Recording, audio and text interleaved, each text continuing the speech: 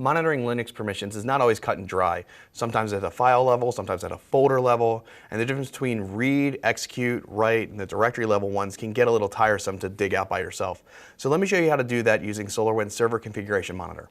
From your main summary screen, we'll go to Dashboards, Server Configuration, and Server Configuration Summary. From the Server Configuration Summary, let's go ahead and go to Server Configuration Monitor Settings. Select the out-of-box template Linux Security Permissions, and then Assign to. Select the server, next, and confirm.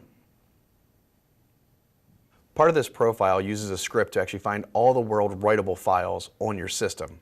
Those are the ones that anyone, as long as they can get access to the box, can make changes to. But it monitors more than that. Let's go ahead and take a quick look. So we'll go ahead and select the profile and go to Details. So you can see here, this is the script I referenced, and then we pull information from lots of other files that are very important to your security configuration. So after applying this profile in just a couple of clicks, you can actually find out how your configurations are going to drift over time, whether or not more or less, hopefully less, files have worldwide access, and whether or not people are making changes to groups and user permissions and the password files.